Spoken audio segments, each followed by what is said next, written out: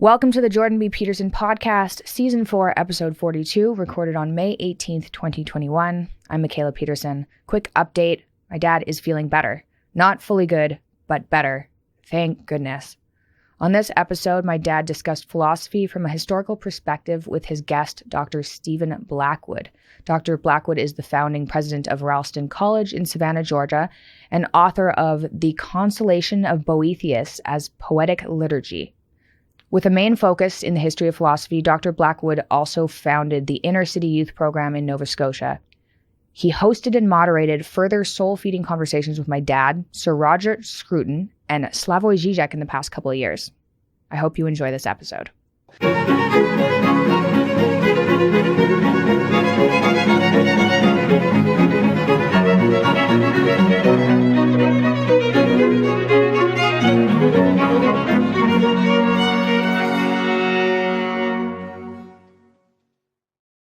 Hello, everyone. I'm pleased to have with me today Dr. Stephen Blackwood, who's the founding president of Ralston College, a newly founded university in Savannah, Georgia. Dr. Blackwood was one of the founders of St. George's Youth Net, an educational mentoring program for inner city youth in the North End district of Halifax, Nova Scotia, and was subsequently a teaching fellow in the foundation year program at the University of King's College, which is one of Canada's finest undergraduate institutions.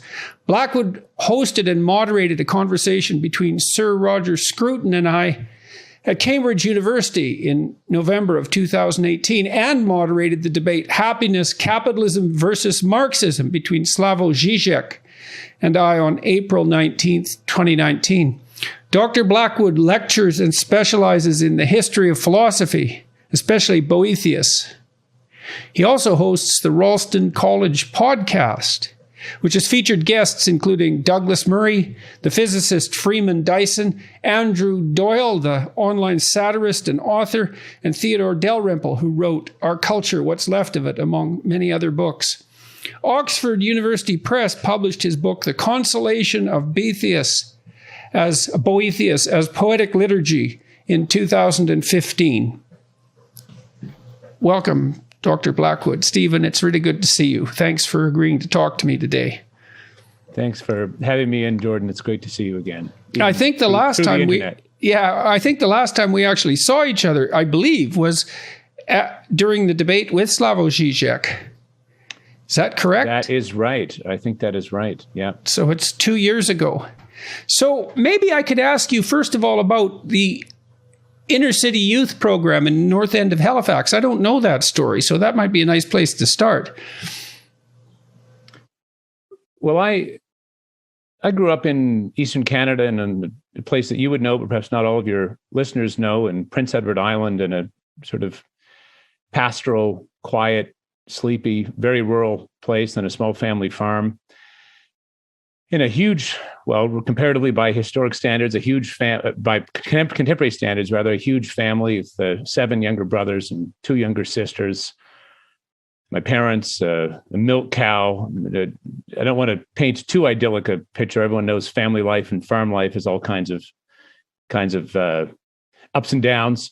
But the point I'm trying to make is that I had a very kind of intensely wonderful and rich and very actively busy childhood, and it set me up in many respects for the discovery of philosophy when I went to college, and I had the immeasurable gift of meeting some teachers who just opened worlds to me. I mean, you know what a teacher can do and be, having had them yourself and having been one for so many people.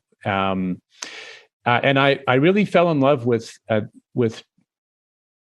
trying to think deeply about, fundamental matters. And not that I was particularly good at it by any means, but just that it was eye-opening for me to see that things I had perhaps intuited in my childhood about the nature of things in some deep sense. We all have these intuitions, whether through nature or music or love or family life or whatever, that there were ways of thinking about those things. And I spent quite a long time with some wonderful teachers, particularly in the ancient Greek and Latin and then medieval tradition, thinking about things, and particularly about the nature of the human individual, what it is really, what its realization is.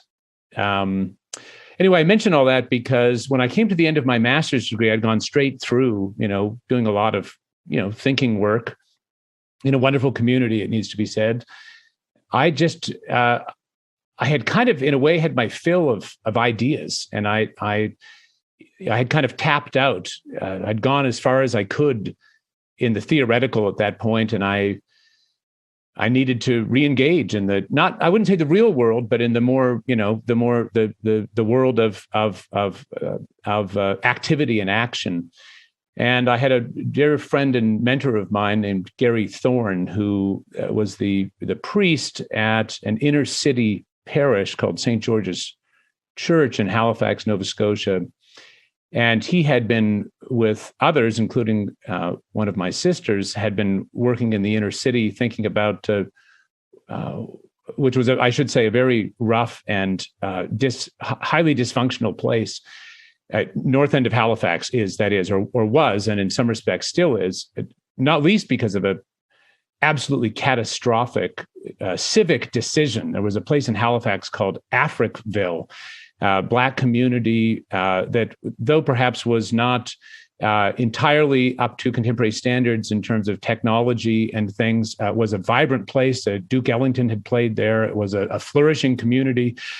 Anyway, the city wanted to build a new bridge, and part of the foundations of the bridge they wanted to put in Africville. So at least it's the story I've understood from my own reading about it. And they uprooted this entire very vibrant community out of the place that had been called Africville and resettled them in pretty dismal inner city housing in the North End. And that was not by any means, I think, the only factor, but a very significant moment in the devastation of a community.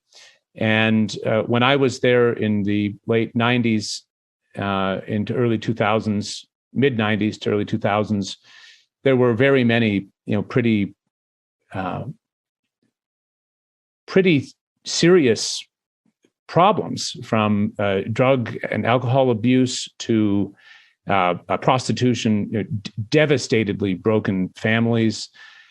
And my friend Gary Thorne and others had been thinking about what modest, one doesn't think one can solve these really very serious problems, simply walk out and solve them. They're really hard.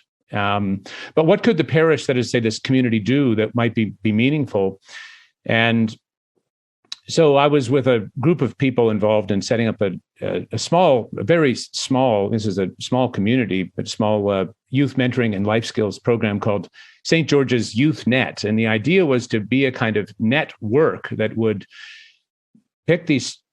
help pick these children up when they fell, and to give them, well, our observation, Father Thorne's observation, had been over many years that if you wait until someone has already fallen through the cracks, it's in many respects, and this is a terrible thing to say, I know, but in many respects too late. It is very hard to reach people. Not that it's impossible. I believe in redemption. I believe in the whole possibility of things being turned around right down to the most, tiniest fibers of my being. But the point is that it is very, very hard to do that with someone who's 16 or 17 or 18, already fallen out of, dropped out of school, had a baby, whatever. So we thought about what we could do to expand the horizons of these children and youth of all ages, really, but starting with them as young as school age and working with them. And I won't go on at length about this, but what I learned was a couple of things that are still really, really with me today. The first is that the realization of the individual has to come down at a very fundamental level to the individual. Like, no one else can live your life for you. No one else can kind of come in and just do it for you. That would deny all of the agency that is at the heart of human, fulfillment and the driving force of this is me. This me-ness of life has to come from me. And in a way, I think that's a standpoint that at some loose level, people would call the political right seems to understand that, there has to be agency is fundamental. And yet that is a totally incomplete standpoint at the same time, because, we don't simply throw children out into the woods and say, all right, come back when you're fully formed, writing books and playing the flute and fully able to take on the complexities of life. One of the things that's so striking to me is that as people have ability, one of the things they will throw all of themselves into is the raising of their children. And so damn well they should. My wife and I have not been blessed with children, unfortunately, but I as the eldest of a big family and having observed in my friends and many others, they will just give everything they can to carefully tend to the development of each individual. And they're not all the same, even in a single family. You can only have 2 children or 3, and they can be very different as day and night. And yet they will give everything they can to these, and so well they should. But what this points to, I think, is a really fundamental question, which is, what are the conditions, the external conditions for human realization? And what we found with these beautiful, often, children in very, very, very broken circumstances, is that on the one hand, we had to have high expectations for them and their agency. We had to insist that they be there on time, that they treat others with respect, that they be attentive. And to anything less was to betray their own dignity and potential, what they could become. And yet on the other hand, we found that we had to move heaven and earth to make those opportunities possible for them. We would go around in the mornings and pick them up at their home because they didn't have people who would get them there on time. And we would make various other kinds of, let's say, accommodations to make things accessible for them. And lastly, I will simply say that, it's not enough just to keep people busy. You have to give them ways that open up their own understanding of themselves. And so we took them wilderness camping. Many of these were kids who'd never been outside of inner city Halifax. We took them to Cape Shipnecto, a beautiful park on the Bay of Fundy, and we spent 3 days, hiking through unbelievably beautiful terrain. And we had music programs and art. Fine art programs, and later on they were teaching them Latin after I left. And the point is that I don't overestimate what good we did for anyone, but insofar as we did any good for them, I think it was in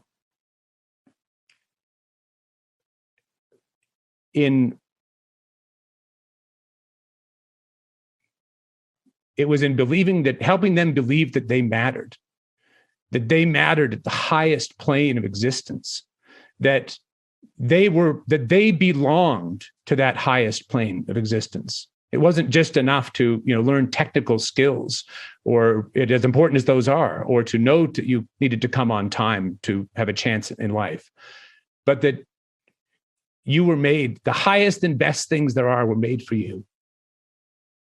So anyway, I've gone on rather long, but it was an important part of life, and I came to see things that are still groundingly important. It's an interesting conclusion to draw from that kind of work, because the latter part of that in particular was spoken like a true believer in the humanities.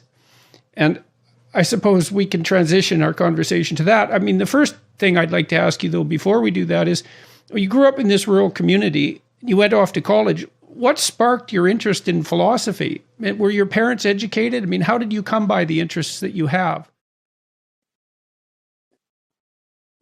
Well, I think it would be so interesting when you think about childhood and what really is formative. You don't make a kid a philosopher by reading him Aristotle at 6.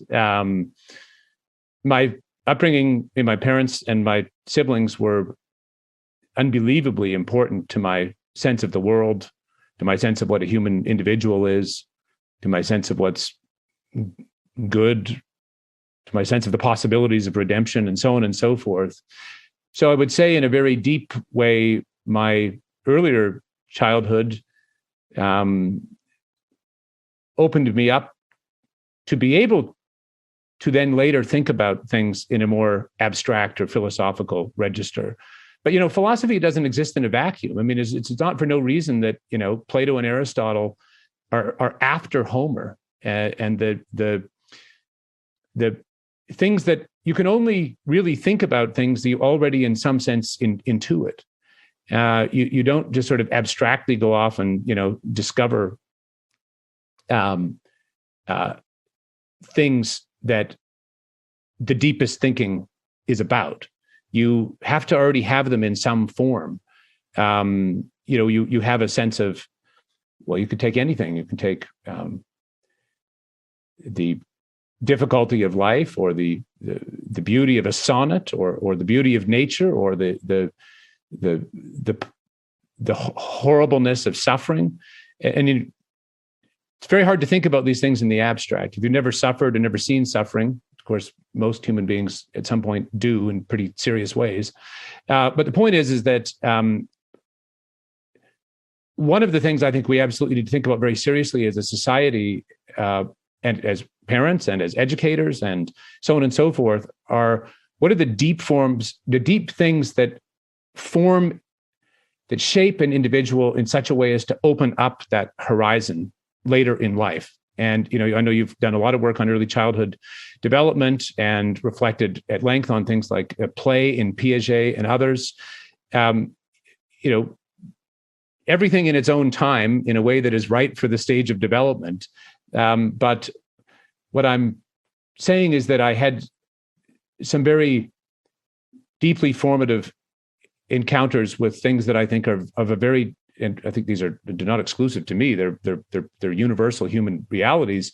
But I had the privilege of encountering some of them in my youth in a way that then when I went to college, I went to this place called King's College, founded in 1789 by loyalists who went north from New York at the time of the American Revolution, from an earlier university in New York called King's College, which at the time of the Revolution was renamed, or just after then, renamed Columbia. But the Loyalists went to a more northern colony at that time. Of course, this is all pre-Canada, and they set up King's College. And King's had been failing after it relocated to Halifax in the early 70s, and teachers of mine founded a program called the Foundation Year Program. And my son took that as well. Oh, that's it's right. A great program. So tell us about that. Well, it is really just a crash course introduction to principally the history of Western culture, not exclusively Western, but going back to in fact, to very, very back from Mesopotamia up through the ancient Greeks, the medievals, the Renaissance, the Age of Enlightenment, and the contemporary world. And you simply read and think and hear lectures about and discuss books. And that was a kind of introduction to those things. And then I realized that the teachers who'd set up that program were in the classics department at Dalhousie University, some magnificent teachers. And I spent the next 3 years doing a bachelor's in classics and then a master's there. But that classics department, I should add, was particularly strong in the philosophical, let's say, the big ideas that were moving in that period. Not that learning languages and things didn't matter, but they were particularly strong in those careful readings of texts that really can change your life if you attend to them. So I, in my early days of my undergraduate degree, I encountered people who were reading these texts and saying things about them that enabled me to understand the things that I had perhaps intuited when I was younger in a more self-conscious, rationally universal frame, which is, of course, what philosophy is.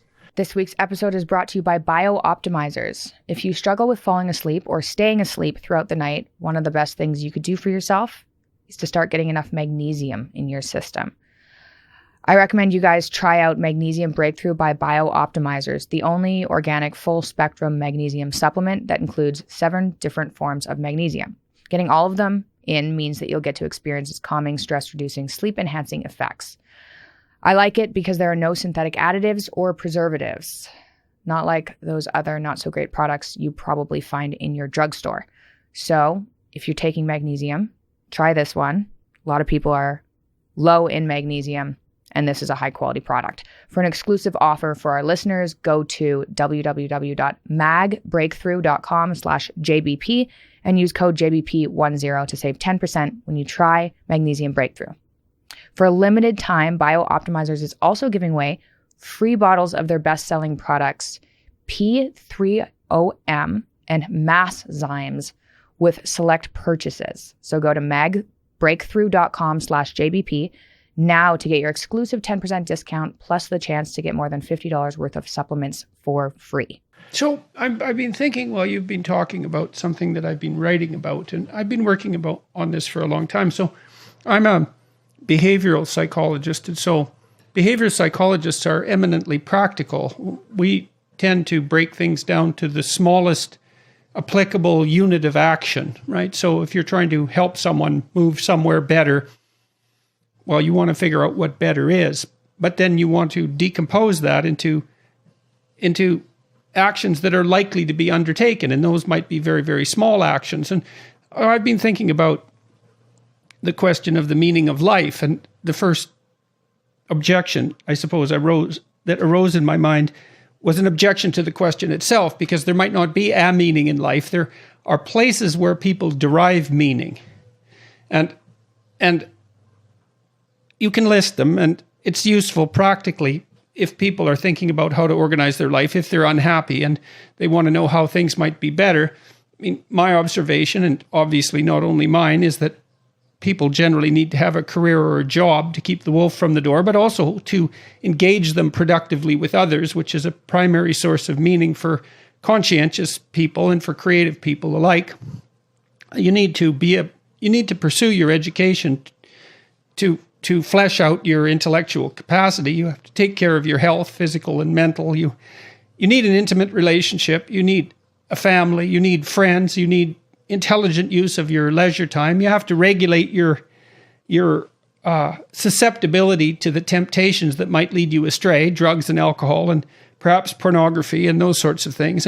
But then there is a core to all of that around which these more practical endeavors arrange themselves, and that's something like attention to the spiritual or the philosophical domain or the religious domain. I think you can, in some sense, put all those together, and that might be, well, it might be the attempt to answer explicitly, or at least to address the question of, well, what is all of that practical life in service of? And you said, for example, that when you were working with the inner city kids in Halifax, you were trying to help them realize that they were meant for the higher things and vice versa. And someone might ask, well, why bother with that when you can just bother with the skills? And it seems to me that the answer is something like, well, we all have to make decisions about how we're going to behave in life and how we're going to act ethically. And if you help people understand their relationship to what's ultimately noble, then you can help them fortify their resolution to do good in the world instead of to do harm. It seems to me to be, I mean, I think we're always deciding with every decision that we make whether we're going to do good or do harm by action or by inaction, and whether we should do good or harm or nothing at all, I think depends to some degree on who we think we are and what we're capable of. And it seems to me that the humanities, when they're properly taught, are the study of who we could be, each of us as individuals. And we need to know that, because otherwise we'll be much less than we are. And that's not a trivial problem. It's a cataclysmic problem. And I also think that people pine away in the absence of that. I mean, you sent some questions that we could cover, and one of them was, well, you said topics that might be relevant include our historic, cultural, spiritual, civilizational crisis. What is at its root? For example, their idea that there's no truth, but only power, and the vast longing/hunger of our moment. You said, I think the woke phenomenon is, at least in many cases, an index of that hunger, although it miserably fails to satisfy this intrinsically human desire for transcendent purpose. And so to me, the universities are a key element in the conversation across the generations about just exactly what a human being is. And that's something that it's not some abstract philosophical, it's not merely some abstract philosophical concern. It's the central issue that determines how you make all the decisions in your life. So I just think that's completely right. I'll say two things just quickly. The first is that my father's a medical doctor, and he worked in the ER for many years and had seen many people die. And he has remarked to me that no one on their deathbed looks back and says, "Gosh, I wish I'd spent more time at the office," or "I wish I'd accumulated more riches for myself." And so I really do think you're right to say that there is nothing more important than how we understand ourselves. I mean, human life can't be lived for some other end. I mean, you can do all kinds of things, for certain ends. I mean, you might work hard to get a qualification in order to get a job, in order to make money, in order to provide a home for your family. But at a certain point, it stops, and it stops. It's not for something else. It's for the lives of these people that I am living, my life, and for the lives of the people that I am seeking to live in relation to. Those are then not for something else. And so the point is that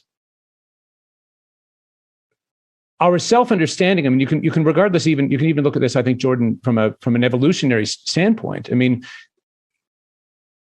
human beings are evolved as creatures that are self-conscious. They are self-understanding. They have self-regard.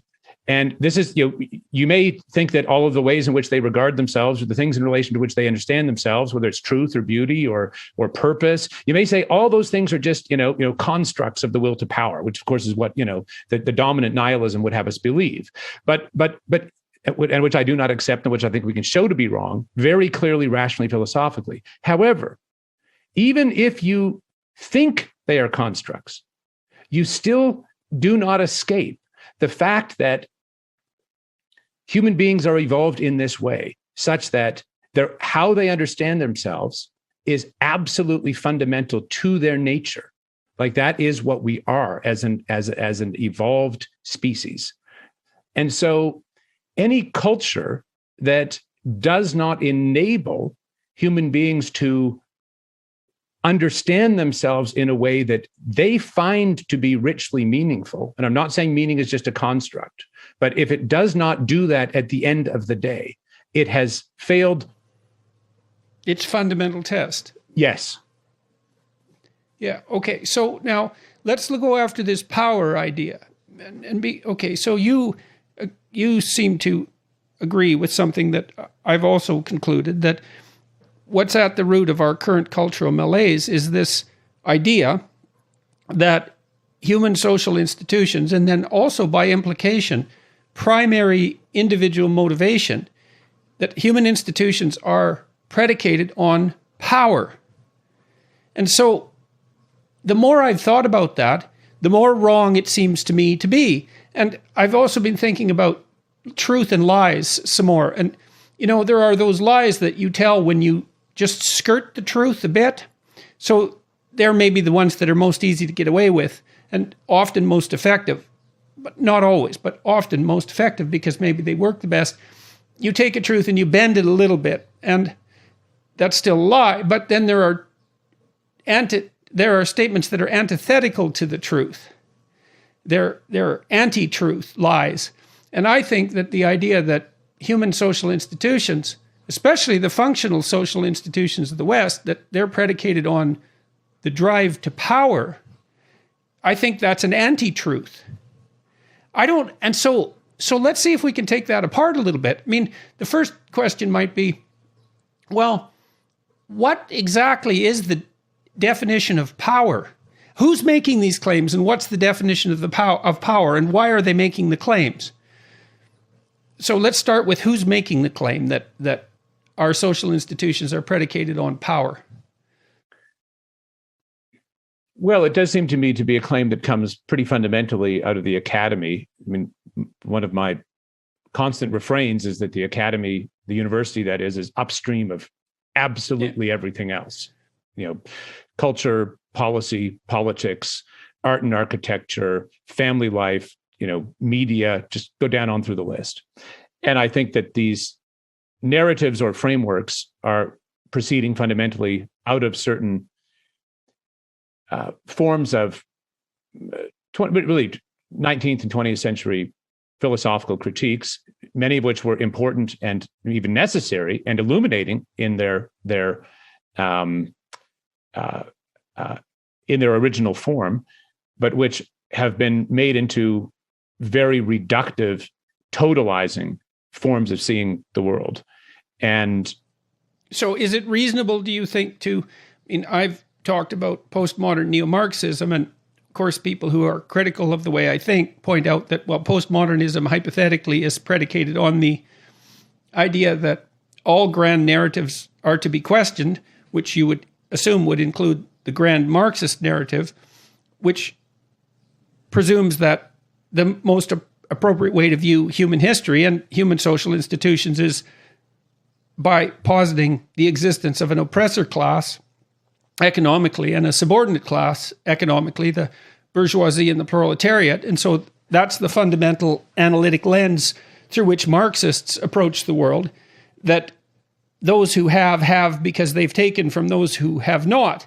And that the implication there is the fundamental animating principle of our social structures is exploitation for the benefit of the few. And then, of course, this is my view anyways, when Marxism became untenable ethically as an explicit philosophy in the late 1960s as a consequence of the revelation of the absolute catastrophe that the Maoists and the Stalinists had made of China and the Soviet Union, respectively, that postmodernism transformed Marxism into something that was more palatable on the surface, but that proclaimed that, well, it wasn't exactly economics that was exploitation that was at the root of things. It was just exploitation in general. It was the manifestation of the power drive, let's say, that keeps people who are in positions of power above the rest and who have at their disposal the means of compelling those people to do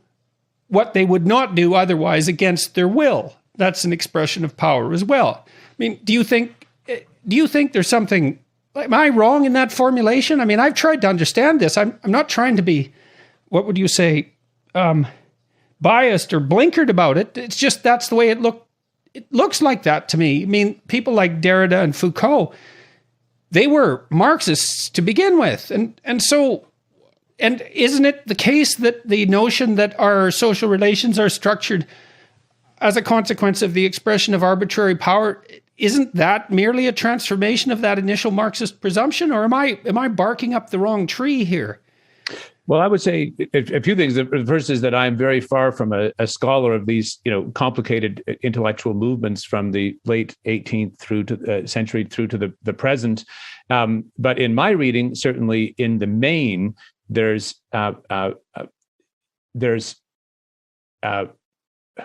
in the main, I think you are right about Marx. And again, I'm not a philosopher of Marx, but if you read, for example, the introduction to his critique of Hegel's philosophy of right, he outlines very, very clearly this dynamic of focusing all of the force of one part of society against another as an essential kind of material dialectic. And that does seem to me to be fundamentally what is, that is the logic of the power alone revolution. I think that is fundamentally what we're facing in the, that leads to a war of all against all, of course, but it certainly leads to identity politics warfare and the reductions of an individual to wherever they can be usefully mobilized in a battle of one part of against another.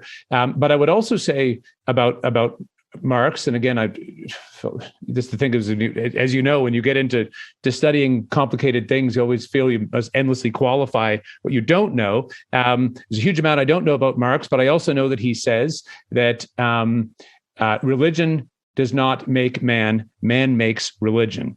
And at some very fundamental level, there appears to be, whether in Marx or proceeding out of his interpreters, a wholesale negation or rejection of the idea that there is any abiding metaphysical or transcendent reality. Well, and Marx also points out very clearly that, and this is a key element of Marxist thought, that social structures structure individual consciousness. It's not that individual consciousness structures social structures. So it's the group imposing its nature on the individual rather than the group being led by the individual. And that's a profoundly anti-Enlightenment, and I would say anti-Judeo-Christian proposition. And that's certainly something. And then you said something else that was interesting. You said you're not a scholar of these movements, and neither am I. And that's actually a problem, right? Because we're trying to address this appearance of a culture war that seems to be manifesting itself first in the universities and then everywhere else. And it's an amorphous thing. It's hard to get a grip on, and it's easy to be wrong, but we're forced to contend with it regardless and to sketch out its outlines. And I've been trying to do that as fairly as I possibly can. I mean, part of this proposition seems to be the insistence, the radical insistence that the Enlightenment insistence on the individual as the primary unit of analysis is to be discarded in favor of a group-centered analysis. And that the only reason that individual, the idea of the transcendent individual, manifest itself was because it served the interests of those who have arbitrary power to maintain it. Although the logical connection there isn't clear, because it isn't obvious to me how it served the particular power interests of that group and how it wouldn't serve the power interests of other groups equally as well. It seems to be a fundamental flaw in the logic. But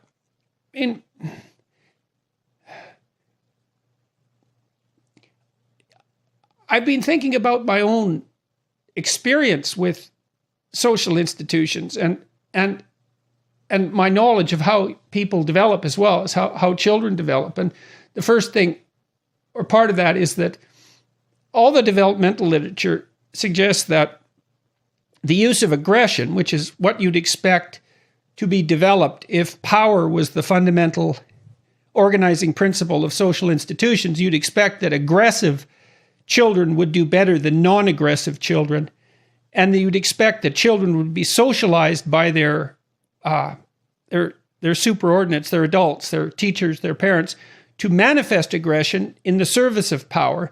And that doesn't seem to be the case developmentally. The children who preferentially use aggression, self-centered aggression in particular, tend to be alienated and unhappy and in a dismal minority and friendless, and then they don't do well in life at all. And the developmental course is from more aggression at the very early stages of life to less aggression as adulthood inculcates itself. And so we actually become more civilized as we become more integrated in our social institutions rather than less. And so why do you think and then I think about my relationships I think about two things. People I have admired who've been successful in social institutions, and then my experience as an apprentice, let's say, within social institutions. And first of all, the people I admire and who've been successful are not by any stretch of the imagination notable for their manipulation of arbitrary power.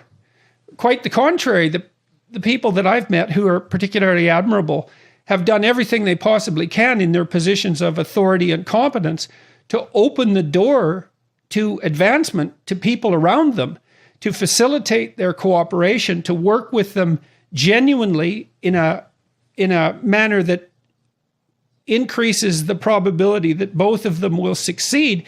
And they've also taken extreme pleasure in the development of their subordinates, so to speak. And then I thought, well, how is it that our culture has got so bloody warped that we don't notice that, you talked about the importance of family in your upbringing, and you speak of your family with great with great affection. I mean, why don't we believe that the central patriarchal spirit is properly constituted as benevolent father rather than as tyrannical, power-mad, exploiter? Because I don't see that people who are tyrannical, power-mad exploiters actually do that well in our social institutions. And it also seems to me that it's a primary pleasure to open the door to people who have ability but less opportunity. Like it's a fundamental motivational pleasure for that to occur. And I think it's integrally related with the pleasure that people take in fatherhood. Yeah, and I think that's completely right, and it needs to be said. Well, a couple of things. The first is that this rich view of the individual as really mattering, as being connected intrinsically to to reality itself. Face en face de Dieu is one phrase that the French give us. Face to face with God. But you see this in the ancient Greeks. You see this all throughout you see this developing in all sorts of ways throughout the institutions and philosophical, artistic movements of Western culture. I'm not saying not in other cultures. It's just that this is the tradition I know and to some level a scholar of. But the point I want to make twofold. First, that these ideas of the individual way predate the Enlightenment, and in many respects, the Enlightenment itself is, though responsible for many of our clarifications around these things, has also left us with many problems that we're, I think, going to have to face, or we're finished, really, fundamentally. But the second thing I want to say is that it's not that thinking about power is not important. I mean, there are very few things in the entire record of human beings thinking about what it means to be a human being, which is essentially what the humanities are, right? I mean, it's just the record of other people thinking about human experience throughout time, whether it's art or philosophy or theology or logic or architecture. I mean, these are the record of the ways in which people have grappled with what the human being is. That's all the humanities are, fundamentally. But at the heart of that, and there are few things more that occupy more bandwidth in that whole long arc of reflection than how one restrains the individual's own solipsism. It's the individual's own will to power, the individual's own, closed loop of the self against everything else, which it turns out, in this rich tradition of reflection, is an extremely bad thing for the individual to do, because it alienates. Because that it's short-sighted, and it actually runs See, this is the problem with positing that the drive to power is the central animating principle, and to make a fundamental critique that might be expressed in such terms as systemic racism, let's say. I mean, that the drive to power and deceit, perhaps in the service of power, is best viewed as an aberration to the central tendency. A powerful aberration, and certainly the source of all the fundamental corruption of the central tendency, but it's not to be confused with the central tendency itself, which is more like properly construed, and I think that this is perhaps the central message of the Old Testament, properly construed as something like a benevolent father. I mean, the Greeks had their metaphysical reality too. I spoke with an author this week and a professor of classics at Boston University. The author is Brian Marescu, who wrote a book called The Immortality Key, and he was talking about the Eleusinian mysteries and the saturation of Greek culture in this underlying metaphysical religious reality that was manifested in the Eleusinian mysteries and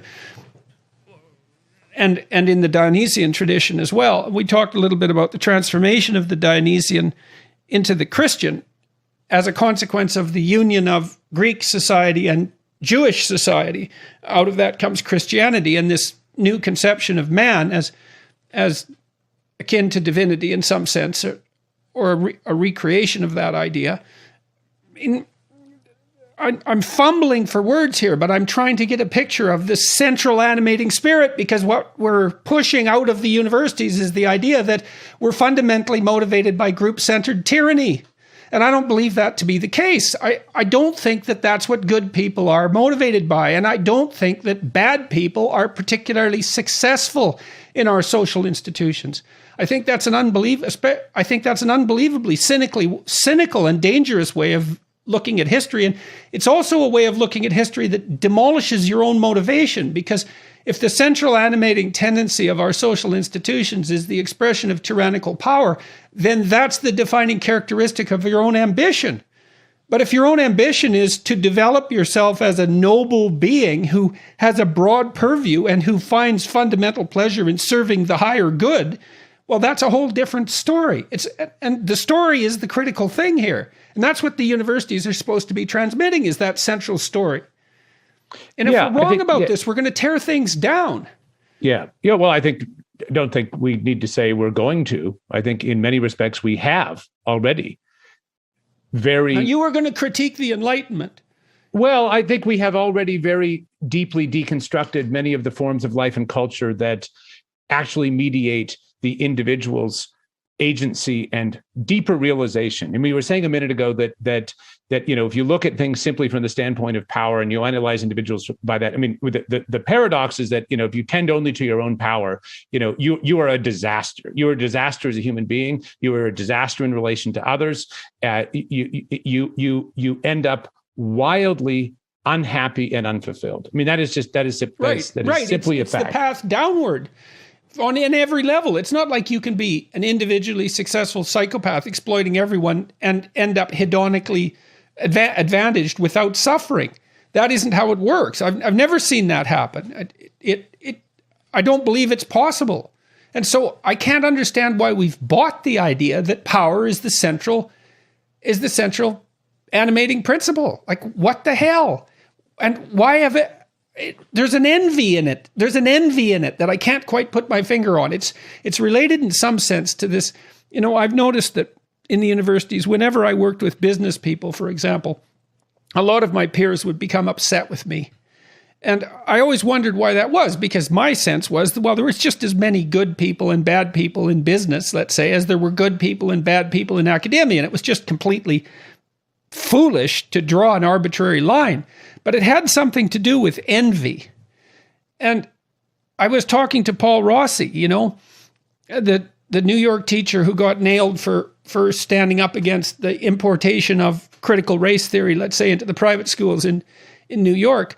And he talked about the attraction that postmodern theory had for him when he was an undergraduate. He wanted to be a writer, but he didn't really have the talent as far as he was concerned. And along came the postmodern critics who were tearing literature apart, and they appealed to his resentment and his envy because they were tearing apart, an ideal he couldn't reach. And so it was very much reminiscent for me of the story of Cain, who became resentful and bitter because his sacrifices weren't accepted by God. It's the fundamental story of human beings, really. And so there's this envy that's driving us to misinterpret our institutions and to be careless with them. And the universities seem to be leading the pack. I would say more than leading. Yeah, certainly leading, racing onwards.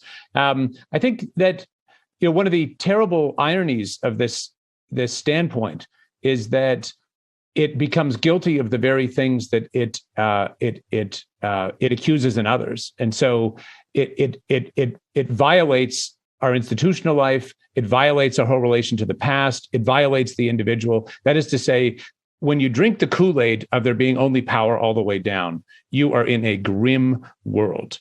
And what is, I think, so tragically perverse about the dismissal of our whole inherited past with all of its complexity and beauty and difficulty is that the tradition itself of all of humanistic learning has many of the very tools we need to confront the problems that those who are concerned with the abuse of power are concerned about. And so the and I think revolutions often work in this way, is that the first thing they need to do is alienate the entire record of the past from the present, because that's the basis upon which you bring in the brave new world, through your own manipulation of power and system and so on and so forth. So I think there are a number of things going on. It's always very tempting. I mean, the siren song of power is there's a kind of drug-like character to that. But I think, Jordan, we need to ask, why is it that these reductive, inadequate, manifestly ahistorical, irrational, utterly, low-grade kinds of analysis have become so dominant? And I think if we can't answer that question, it is difficult to transcend their hold on those who ascribe to them. Well, you said that the woke phenomena is an index of the vast longing / hunger of our moment. I mean, the other thing, one of the other things that Rossi said that was quite interesting was that when the new doctrines entered the private school that he was teaching, he was initially highly supportive of them because they came in flying, let's say, the anti-racist flag. And who isn't happy about anti-racism? And so if you take it at face value, well, then you get to put yourself on the side of the heroes that are fighting against those who oppress people on the basis of arbitrary characteristics like their race. And so that certainly accounts for some of the attraction on the positive side. I mean, the negative side is, well, the opportunity to tear things down for the sake of tearing them down in the name of some higher moral virtue that just covers the real motivation, which is to tear things down because you're envious. But, to give the devil his due, well, there's something to be said for identifying with a movement that purports to be serving the interests of the poor and the dispossessed and those who are prejudiced against, and to take to task those who are perpetrators of such things. And so I see that as part of a religious impulse to do the good, but it's so incomplete, and it's so dangerous in its incompleteness because, well, partly because it provides a too convenient enemy, and partly because it does dispense with the richness of the past. And then it brings with it in its wake, let's say, all sorts of ideas that are entirely counterproductive. It contains within it a fundamental critique of the idea of free market economies, for example, which to me is just a disaster. Just from a computational perspective, we can't do with central planning what the market can do with computation because it's distributed and it relies on the choices of everyone. It's a much more effective computational system. But we seem to have done a pretty bad job of defending it. Well, I think that's a very, very good statement of the problem. Why is that so? I mean, well, let's say a few things. The first is that I do think the whole woke thing, which, what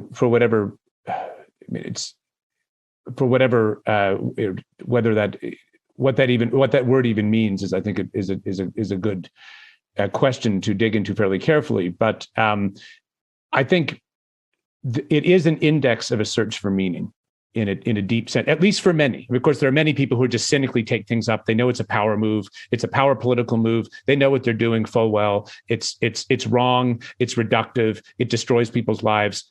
We know that's what's at work. There are always people who will do this. But in a much larger sense, I don't think that's an adequate analysis. I think that at a larger level, it is an index for a search for meaning. And we, I think, need to remember Aristotle's fundamental insight into the human psyche, which is that, one is only ever moved by some kind of a perceived good. That's why for Dante, you go down to the bottom of hell, which is just an allegory for him about this life, not a vision of the afterlife. Things are frozen. There's no movement at all because the good of intellect or even any perceived good, however limitedly or obscurely perceived, is gone. It's just frozen. And so whenever there's any action at all, it's because there's some kind of a perceived good at work, even if that is completely misperceived. I'm saying it's a perceived good. We never do anything at all. You don't go up to make yourself a sandwich or go get the mail or say hello to anyone without some kind of a perceived good. So the second thing I would say is that I think we need to think of times when there is a significant, therefore, we need to think about times when there is a significant amount of momentum behind something. It could be National Socialism in the 20s and 30s in Germany. It could be the movement to Scottish independence in our own day. It could be the so-called woke movement, Black Lives Matter, whatever lens we want to look at this from. We need to really honestly ask ourselves the question: what is moving in this? And I think it's clearly the case that from from what I understand about the formation of the complicated historical movements that led to the Second World War, that there was in Germany, at least I would be very surprised to learn this is not the case, a vulnerability to an ideological standpoint that gave a defining collective purpose. And that seems to me to indicate a lack of that not being done in a better way. You could say the same thing, I suspect, about Scottish independence. Is it really that Scottish independence, or is it that... Well, if you were in Canada, in Quebec, and you were a lapsed Catholic, a French lapsed Catholic, you were 4 times as likely to be a separatist during the separatist uprising, say in the 1980s and 1990s in Canada, or 1960s through the 1990s. The Gallup poll indicated that. And so, Quebec was the last place in Western Europe, in some sense, that, so to speak, where Catholicism dissolved. And that didn't happen until the late 1950s. And it was instantly replaced by a radical nationalism, which really, I watched it from the outside. I was in Quebec for much of that. It was impenetrable. You could see that it was a displaced religious doctrine. The state had taken the place of Christ. That's the simplest way of putting it. Well, that's a great historical example. I think that at a minimum, what many people perceive in these sort of so-called woke movements is at least some incipient or inchoate vision of justice. That the least of these among us matters. The different among us matters. Now, of course, I think that the standpoint that is through which these things are viewed is completely tragic and unfulfillable, unable to fulfill the very ends that it seeks to bring about. But the conservatives and free market lovers and all these people very often lament the fact. They say, why is it that this we call it the left, call it whatever you want, seems to beat us on the moral argument every time, despite the fact that we know that our systems and the ideas that we espouse historically have been shown to be superior to the very values that the so-called left is beating us at.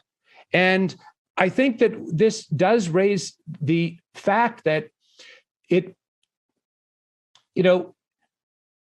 I've been reading Tupi's wonderful coffee table book. I know you had a wonderful conversation with him recently about how much better everything is getting in absolute terms. Yeah, in absolute terms. And this is a wonderful. It's a very important book. These are wonderful achievements. We should all rejoice and absolutely face them and be glad for them and the things that they will make possible. But it is also very interesting to note what is not in Tupi. There's no talk about beauty. There's no talk about architecture. There's no talk about cultural achievement. There's no talk about, let's put it this way, there is no talk about many of the things that are most fundamental to the meaning in human life. And that's not to degrade or denigrate the achievements that are being spoken about there, but it is rather to say that if your metric for human flourishing is, do we have enough to eat, and are we not getting rained on? And you go through these lists of kind of fundamentally material things, all of which are fundamentally important, and not only because they're material, because there's also a spiritual dimension to those things for human beings. But the point I'm making is that you see the same thing in Steven Pinker's work, like the blank slate. if I'm sorry, I hope I've got this right, because I've read a couple of Pinker's books, but one of the things, so he thinks very much like Tupy thinks, and he wrote the Better Angels of Our Nature, if I remember correctly as well, showing that human aggression has decreased substantially over the last number of centuries. But all of the qualities of humanity that you describe are sort of, they're parsed off near the end of the book into a single chapter as if they're just secondary side effects of some more profound rationality, let's say. And it's the rationality that's concentrating on material well-being. And I don't have anything against material well-being and the elimination of privation, but there is, and it's interesting that you make that comment about Tupy's work, is that the spiritual dimension, it's like the list of what should be attended to have a meaningful life that I listed at the beginning of our talk. At the end, I capped that off with some attention to be paid for the spiritual or moral or religious element of life to bring everything together. And that narrow focus on material well-being, necessary though it is, does seem to lack there's something in it that's missing that's absolutely fundamental, that if it's missing, undermines the whole project, or appears to. Well, I think the bottom line is that there is no deep human realization for any individual outside of understanding her or himself in relation to higher order principles, truths, realities. I mean, that's just what human beings are. So that is not to denigrate the necessity of improvement in all these areas that Tupy so brilliantly chronicles. I don't portray myself as somehow anti-Tupy. I'm a huge fan of this. I'm a huge fan of the inclusive institutions that they describe as necessary to human flourishing. But I think it needs to be said that in the most developed places, so-called developed places of the world, skepticism about those inclusive institutions is higher than anywhere else, or at least arguably so. I think it needs to be said that there's nothing in the book about the very disturbing trends of rising suicide, of rising of dopamine addiction, of porn addiction in young men, of course, especially. These are, and I think it needs to be said that many of these things that appear to be a very fundamental malaise of contemporary life are also related to technology. And one of the paradoxes, I think, that I love to ask you about, Jordan, relative to your own work on the individual and human individual realization, is that if on the one hand, human beings are becoming increasingly liberated from, the demands of material necessity. I mean, the amount of time it took they bring up brilliantly to create light, for example, was an immense amount of work, or to save up enough calories to make it through a winter. All of these, the bone-grindingly hard aspect of human existence for millennia. Then we are very rapidly in the last 2 centuries, now almost every human being in the planet, not everyone, but the vast majority are living at standards of living that were inconceivable by anyone just a few centuries ago. So these are amazing achievements. But it also needs to be said that insofar as, if on the one hand the individual is being liberated from those bone-crushing realities, at the same time it does appear to be a key aspect of modern life that individuals are finding themselves less connected, more alienated, and that the very technology in some respects that liberates them also appears to homogenize in a kind of globally reductive way, such that, as human life is lived on the ground, the frame in which it's actually lived and in which meaning is derived, that has become more distant, harder to access, and that we have far fewer of the tools we might have once had to make sense of that all-important sphere. I've talked to Bjorn Lomborg and to Matt Ridley and to Marian Tupy and to other people who are deeply concerned about continuing to make absolute privation, let's say, a thing of the past, and to many people as well who are hoping to ameliorate relative privation, which is more the concern of the left, as you already pointed out. And all of these people are also aware, and Stephen Fry, for that matter. Stephen has allied himself to some degree with the four horsemen of the atheist world and is a dramatist, and so understands, at least in his bones, the necessity of this underlying poetic, dramatic, religious, humanistic matrix out of which rationality has emerged and in which rationality must remain embedded. I mean, what it looks like to me is that, and I see this dawning realization among people like Richard Dawkins as well, at least by proxy, talking to people who know him and watching what's happened to him with the humanists, for example, who attacked him, is that this insistence on pure rationality and pure Enlightenment rationality doesn't address the fundamental religious impulse. And the hope was among the four horsemen of the atheist world, let's say, that once we dispensed with this irrational superstition, we'd all become materialist rationalists, of the intellectual caliber of Steven Pinker. But that isn't what's happening. I don't believe that that can be the case. What happens instead is that all sorts of things that religion should be separated from, the higher life, the spiritual life, the religious life, all of that falls down a level or two, and pure politics becomes contaminated with the religious impulse. And then it becomes totalizing. And that looks like a catastrophe. And so it seems to me that we need to pull up the spiritual domain again to parse it off as a separate field of what? Endeavor, study, hope, to give it its due. And that's the role, at least in part, that the university should be playing. Instead, they're tearing things down. Yeah, and I think it needs to be said. I mean, these technology is an amazing tool. That's what it is. It is a tool. It does not have a moral value in itself. There's no question that it largely, it is morally in what is the word I'm looking for? It doesn't have a moral determination intrinsic to itself. But so that is to say, even from the standpoint of this kind of narrow instrumental rationalism, you still are putting this in service of something that you think that you think is good.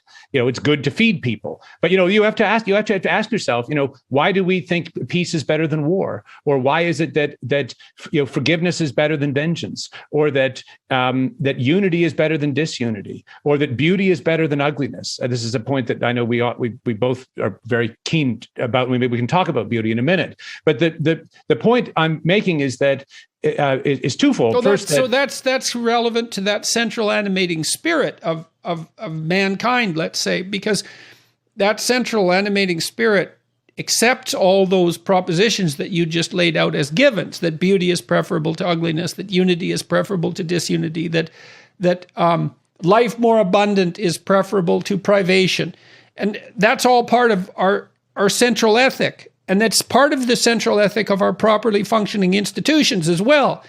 And it's part of the central ethic that enables us to communicate about what's good and what's evil. And it's part of the central ethic that allows our consciences to torment us when we deviate from that path. And that's not merely a matter of aberration from a central power drive. Yeah, I mean, I think there's a real question, the West, the world at large, could very easily become a technological order set over a moral vacuum. And this is not to denigrate the technology, but actually then it'll destroy itself, right? That's look. I mean, it's very easy to point that out. I mean, we can. The National Socialist was a very largely technological regime. Nuclear war as the creation of technology. The gene modifying technology, biowarfare. These are all things that were either there or almost there, with the capacity to wreak unimaginable suffering on the entire planet because of the technology. That's not to say the technology is bad. It is to say rather that it must take its place relative to a higher order series of conversations. And what I absolutely want to insist on is that those higher order conversations, they're not mere intuitions. They're not mere, speculative. Oh, we can just kind of, consult the entrails of a goose or something. They're also not mere expressions of the arbitrary desire for power, because that's not the central animating spirit. That isn't why you built that isn't why you're trying to build Ralston College. It isn't to fulfill your own desire for power. That's not a good motivation. It's not pleasing. It doesn't last. It's not enriching. It's what people turn to when they're bitter and cynical and feel that there's nothing left but the exploitation of others for momentary pleasure. You can't be more cynical than that. And so then we also have to ask ourselves, why the hell did we get so cynical about ourselves? It doesn't, I mean, gosh, look, that is such a good question. Do you remember in that debate with Zizek, there was a piece that we're going to clip out, but it's part of something I already clipped out of a 15-minute piece of that debate. I talked about the Communist Manifesto as a call to bloody, violent revolution. And a significant proportion of the audience, who were obviously pro-Marxist and had come to hear Zizek hopefully defend their hero, cheered and laughed when I talked about bloody, violent revolution. And, it's also the case that once you make the look, I've been trying to understand, for example, when the left goes too far. Where's the cutoff line? It's very difficult to draw. But the problem with the insistence that power structures everything is that as soon as you insist upon that, you can't help but justify your own use of power. And then that, for me, as a psychoanalytic thinker, let's say, then that makes me suspicious that perhaps that's the motivation for the entire bloody argument. It's like, well, everything's about power, so it's perfectly fine for me to express power in whatever way I see fit, especially if I'm serving the oppressed or I'm serving some higher moral order. But really what I'm trying to do is to find a justification for my expression of naked power. And you could see the enjoyment in the crowd when that phrase about bloody, violent revolution popped out. It's like, yes, that's what you want. And who is it exactly here that's animated by the desire for power? And so, I mean, is the driving force behind the insistence that all our social institutions are based on power the desire to justify power as a political weapon? That is indubitably a significant part of the attraction, though I think it takes its strength fundamentally morally from the perception that this mode of analysis can help us redress suffering. You insisted earlier, and I was speaking with someone else who made the same case very recently. I can't remember who it was, but it'll come to me. That there's no impulse to action without a drive toward the good. But I'm not so sure about that. I think that people can become hurt enough and bitter enough and resentful enough so that they are driven by the desire to make things worse, that there isn't a good in mind. Certainly. But that's, I mean, I know absolutely. But I mean, there's a however misperceived, there's some end in the activity. I'm not saying it's a good move. Why couldn't the end just be like, because I've thought about Hitler in this regard too. It's like, there's this old psychoanalytic dictum that Jung, I believe, formulated. I haven't been able to find exactly where he stated it, unfortunately. But the gist of it is that if you don't understand the motivation for something, you look at the outcome and you infer the motivation. And so then I look at Hitler, and he committed suicide in a bunker after berating Germany for failing to live up to his noble ideal, left the entire country in flames, left the entire continent in ruins in this massive conflagration. He was always interested in the worship of fire. I mean, and so, one interpretation would be that Hitler was attempting to produce, a new world order. Another would be that he was aiming at committing suicide in the midst of Europe in flames. And that was the outcome. And I'm kind of likely to attribute that motivation.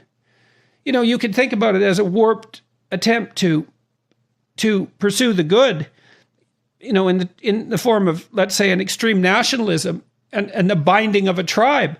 But to me, it's more shaking his fist at God in the sky and saying, here's my revenge on the world you created.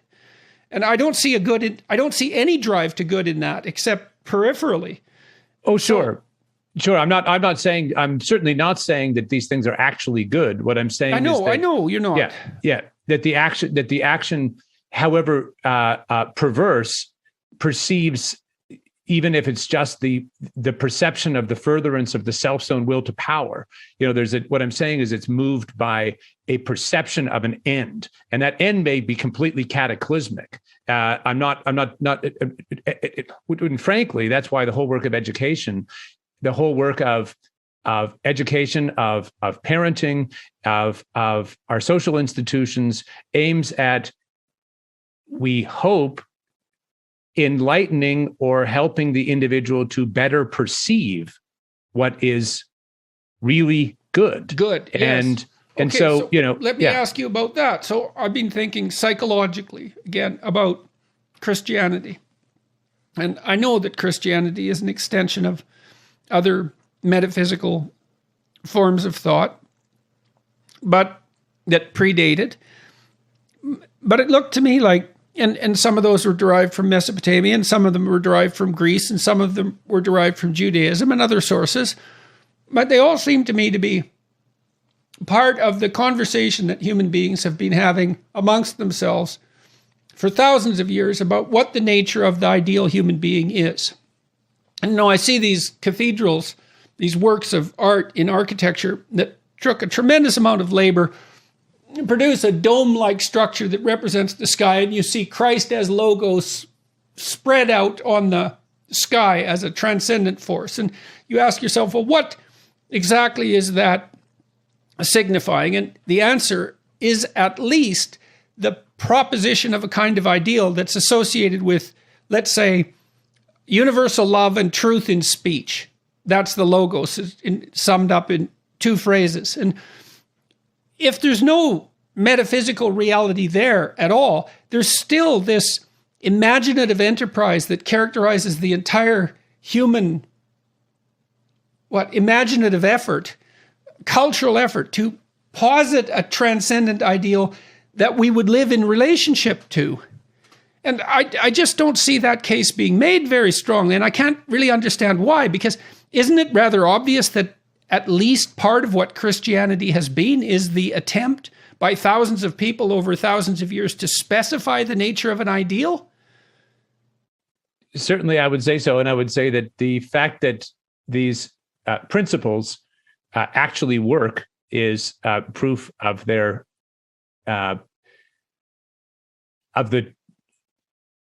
proof of there being true accounts of what the nature of the real is. Well, let's approach this from a couple of different angles, Jordan. The first is, one of the things that I profoundly believe is that, these young people seeking, deeper answers, and, to however much they may be flailing about, it's not their fault that many, perhaps most of the institutions they will encounter will betray that which is deepest in them, will denigrate, will tell them, no, none of these things that you're seeking are really real. I mean, I think, I've been thinking a lot over the years about architecture and what is going on in brutalist architecture. And it really does seem to me that in brutalist architecture, to live in relation to brutalist architecture, it is as if you had a parent that said, you're nothing. You're nothing. You'll never amount to any. I mean, of course, there are terrible people, terrible to say people actually, there are people in these situations who live with such dysfunctional lack of love and antagonism. This is the way that the home life that some people terribly have. But I'm using this as an example because I think what brutalist architecture does is it declares to the whole world and to you that there is no truth. There is no beauty. You are nothing. Accept it. It's just a concrete annihilating force. And you see this culture of repudiation. I mean, here in not here, you're in Canada, I'm in the States, in Savannah now.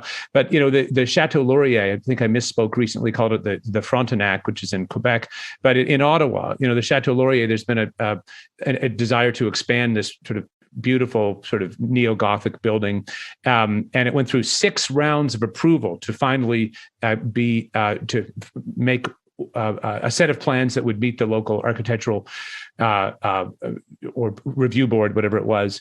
And I thought, well, it can't be that bad. It's gone through that. And I mean, this structure is abhorrent. It looks like a cross between a Verizon server farm and an American penitentiary. I mean, it is just it is a declaration that there is no higher order. In all. Edinburgh, they're tearing all those out. Edinburgh is an unbelievably beautiful city. The whole central mile of it, square mile essentially, is a UNESCO World Heritage Site, and it's marred by random placements of 1970s brutalist architecture, and they're just horrible. It's complete lack of regard for the architectural context, and they're all being torn out and replaced, thank God. So, well, this architectural idea, so back to the cathedral, what's really interesting about a cathedral with, let's say, Christ as Pantocrator on the ceiling is spread against the ceiling, is that it's not the state that's portrayed up there, right? It's not a map of the country. It's not even a map of the world. It's not a geographical locale or a political institution. It's the transcendent individual.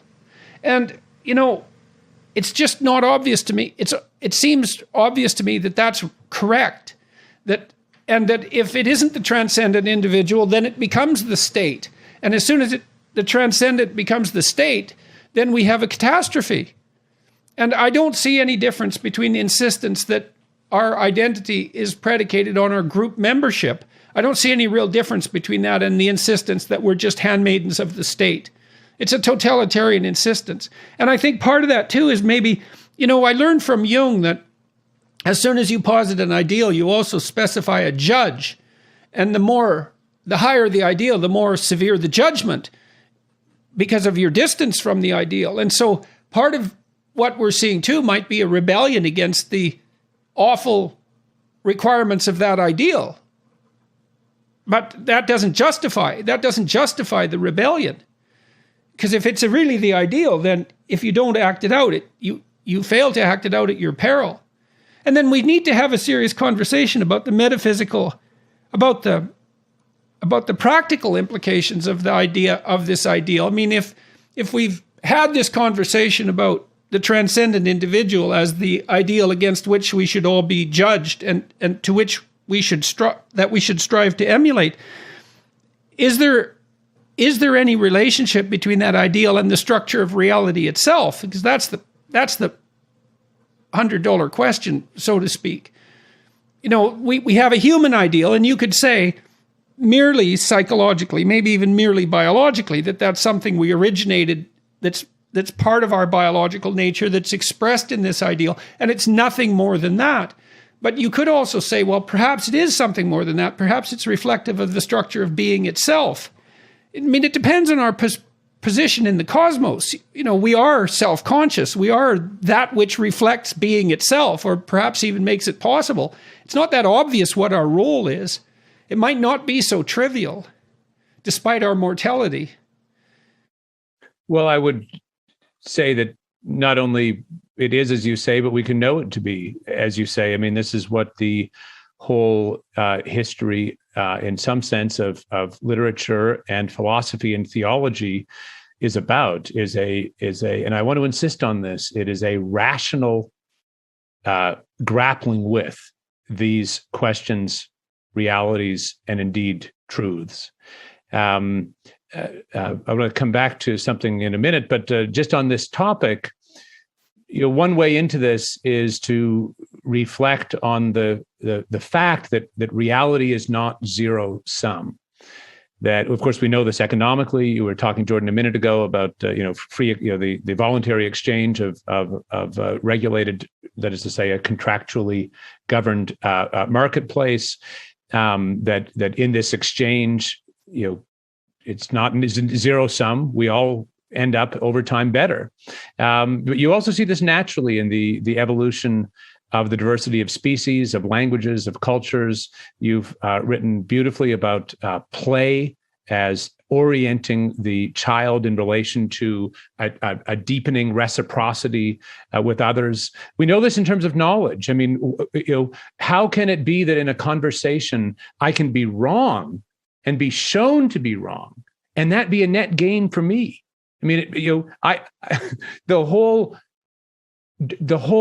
point of free dialogue is that we can learn in our not knowing, that the conversation is not zero sum, that even we know this in terms of forgiveness, that even our betrayals of beautiful things can become deepening engagements with what we have betrayed, if we have the humility to see it. And so then, I think, that leads one to, you can go back, you can go at the level of subatomic particles in physics. I had the pleasure of talking with Freeman Dyson before he died. And, Dyson will say very clearly that against the determinists, some of the rational optimists are pretty religiously determinist in their worldview, and they want to marshal modern science as saying that their determinism is what science teaches. But that, Dyson, who was a subatomic physicist at the highest level, expressly said the opposite. He said that the electron, essentially he says that the electron is free, that consciousness is not an epiphenomenon, that at the very most detailed level of subatomic particles, things are not determinist. And the reason I want to go all the way down to that level is because you can go down to the lowest level of resolution, then you can back up to the higher level and see that there is a non-zero sum nature to what is real. And then you have to ask yourself, is it good to live in relation to what is true, or should I live in a delusion? And we say, well, it's better to live in relation to what's true than to live in relation to a delusion. And then you say, well, what would it mean then for me to live in relation to this positive sum, this essential reciprocity, which I think is really what the Christian view of the Trinity is about, this essential reciprocity, which is the bedrock of all reality. What would it mean to live in relation to that? What would it mean to remember that?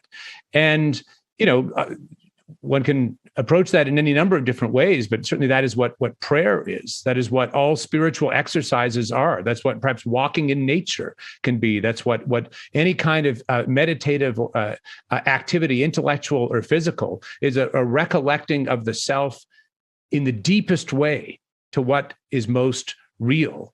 And I know you've written, for example, about gratitude, and I love your words about gratitude because it's an inversion of the burden. It's not that it all comes down to us, but actually just the opposite, that we place ourselves in the hands of the eternal reciprocity that gathers us up and puts us back together. And I think that this, frankly, is a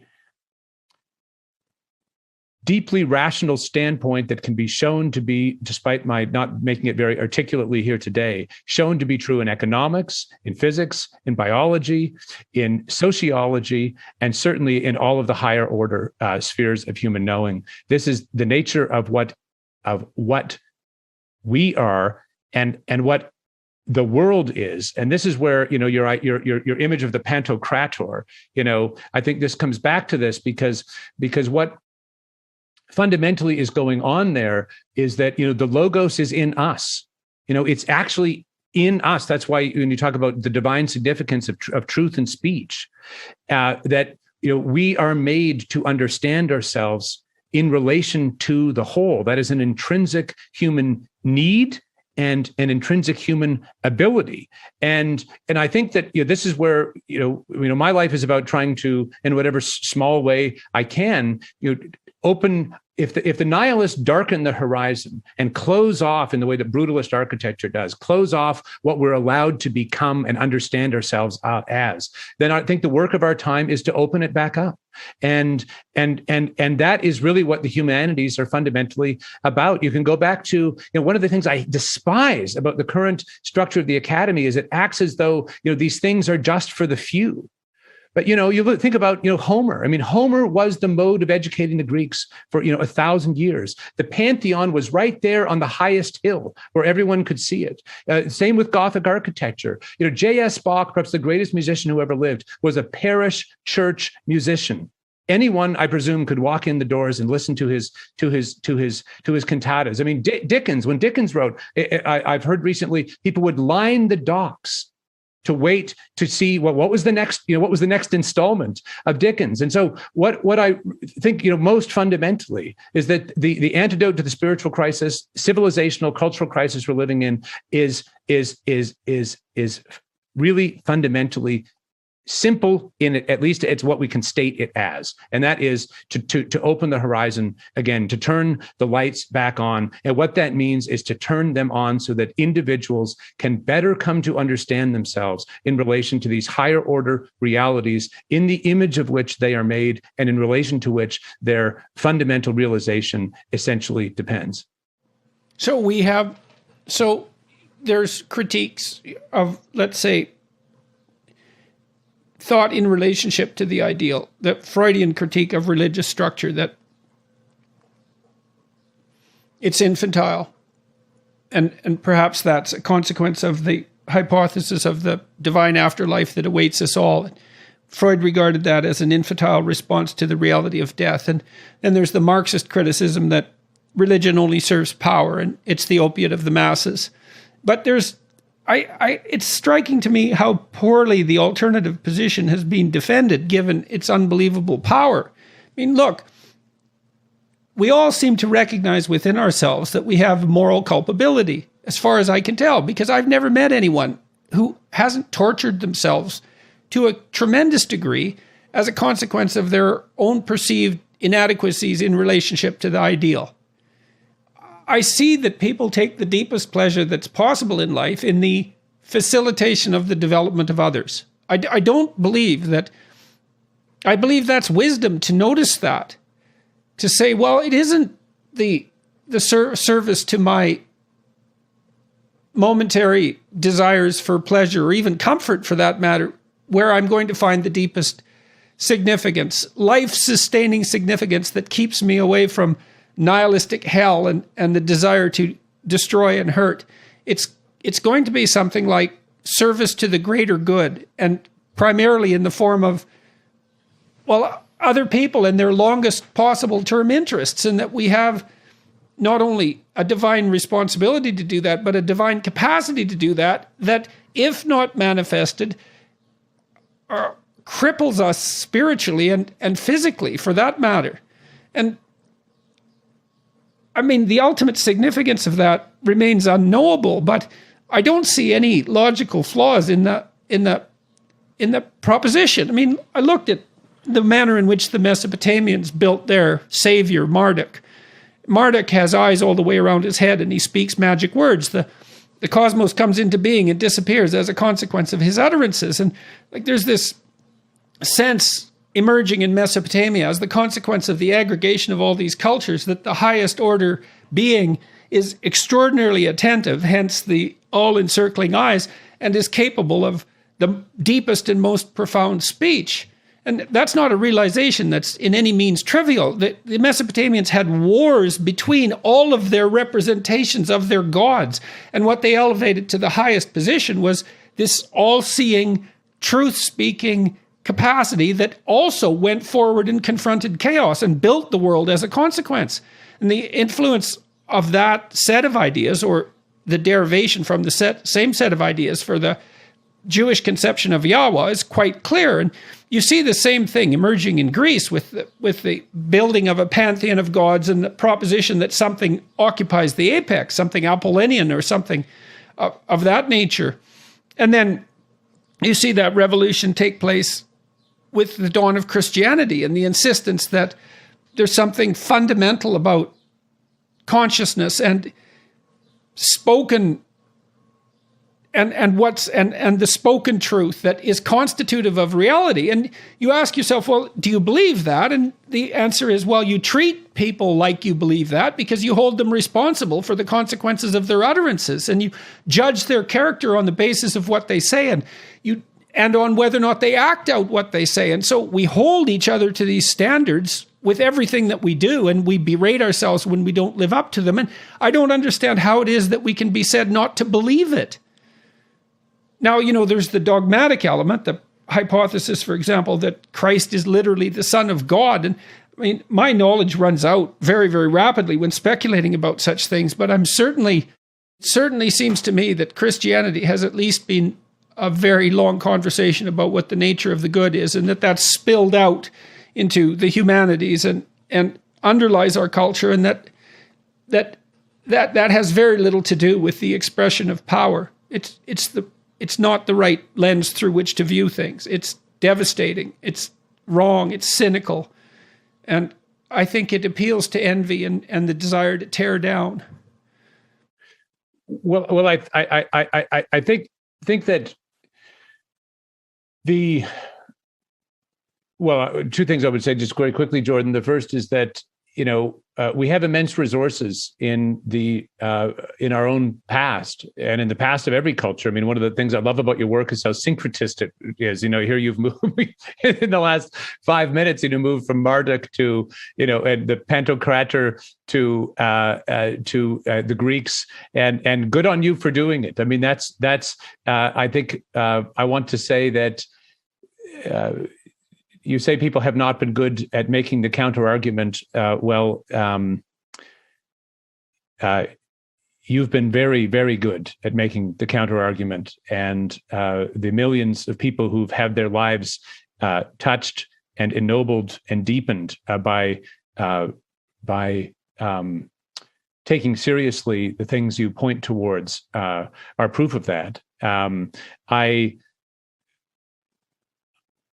I think relative to our spiritual, cultural crisis, we should not pretend that we don't have resources. I mean, it's as if the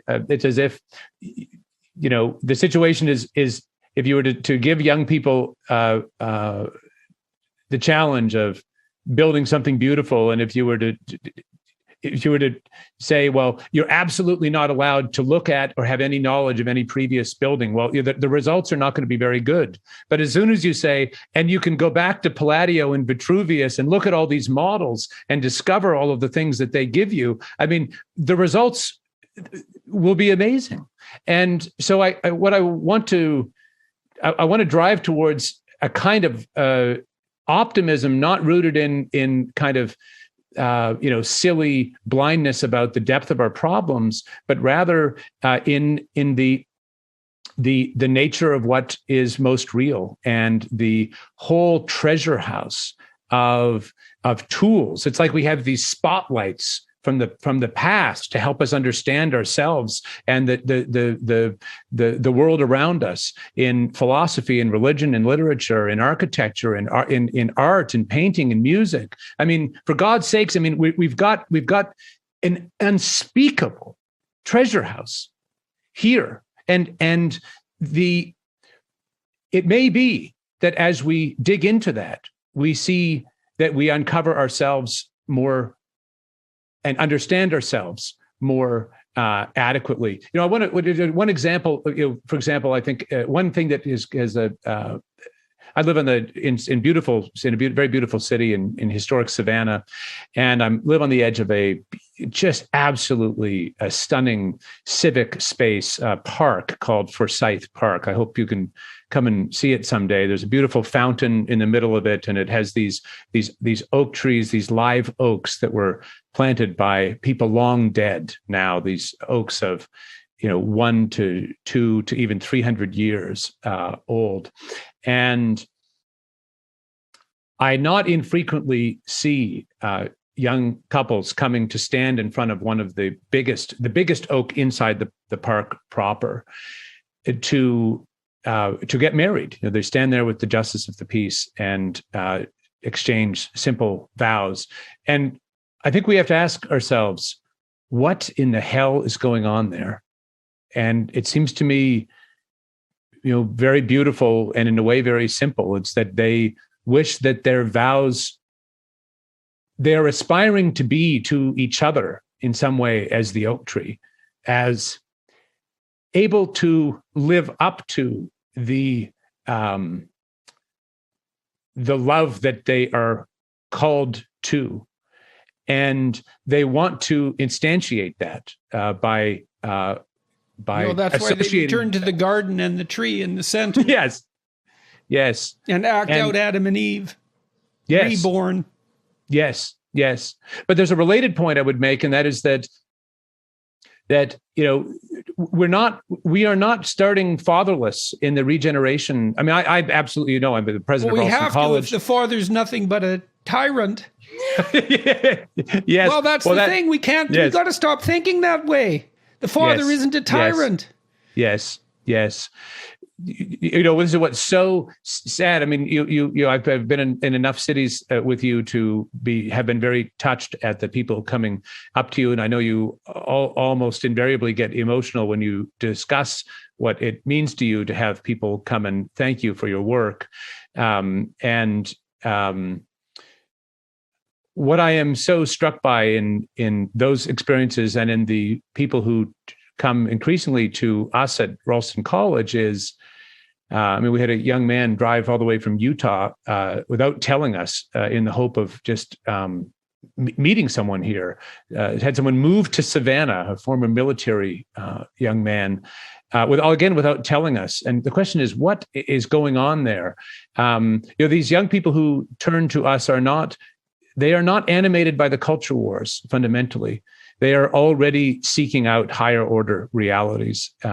They want to give themselves to rebuilding things in a beautiful and fundamental way.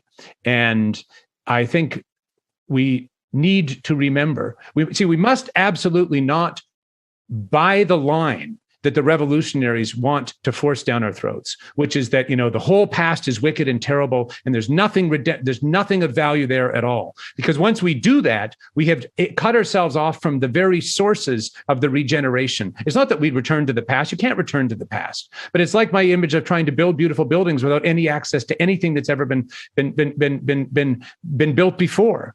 And so what I really think is a big problem is, and this is in so-called conservatism, is I think, deeply fraught with this problem, is that we subordinate ourselves to the current narratives, to the idea that there is no truth but only power, to the evisceration of our institutional life, rather than take a contradistinctively positive standpoint, which, if I can say to you, this is what I think fundamentally is at work in your work, is opening up a way for individuals to more deeply understand themselves and the world around them, in transformatively beautiful and difficult ways.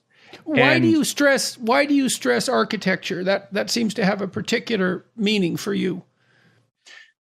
Well, for me, it's for a couple of reasons, but fundamentally, I choose architecture as the example because I think it's the most visible. It's the most visible representation of what the ideas are, and I think the ideas behind nihilism. You see in university campuses, like at the University of Toronto, one side of it is cathedral, and the other side is brutalist factory. And it's like the university has transformed itself from cathedral of knowledge to brutalist factory of classroom inculcation. And that's maybe not even so much reflected in the architecture as led by the architecture. Yes, it's not that I think architecture is alone enough. I choose it really only for two reasons. The first is that I think it's the clearest way into what the worldview is. I mean, I'm a philosopher, and we can talk about nihilism and the negation of higher order goods and what those goods are. But that's not the language that most immediately rings with people. But if you show them a brutalist building, they get it. That's where those ideas lead. Whereas when you look at the great cathedrals, or even just a well-balanced, simple town hall, I mean, my ancestors, I was born in Alberta and grew up there until I was 8 years old, as you did in Alberta. And my Ukrainian ancestors, I mean, they lived in very, very humble homes many of them lived in essentially dirt shacks until they could build the next generation the next year, and they were extremely simple homes. And you can see recreations of these elementary forms of architecture, but they are beautiful. I mean, the idea that somehow beauty is a rarefied thing that only those who are wealthy have access to. I mean, that's just completely wrong. One of the most beautiful buildings I ever saw was a day laborer's cottage from the 17th century in the Netherlands. And so the point I'm making is that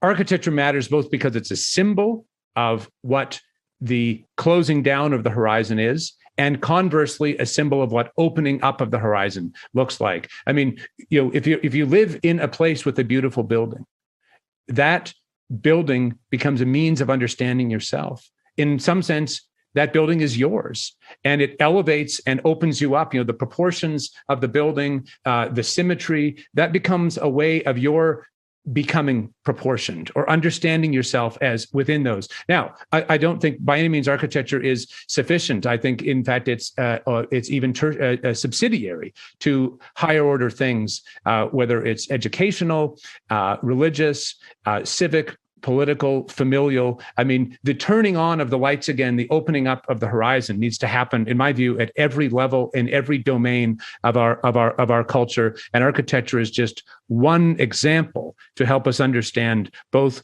what the closed or open horizon is, and an instance of a domain that is urgently in need, given our epidemic of ugliness, urgently in need of being reopened again. What's your vision for Ralston College, architecturally speaking?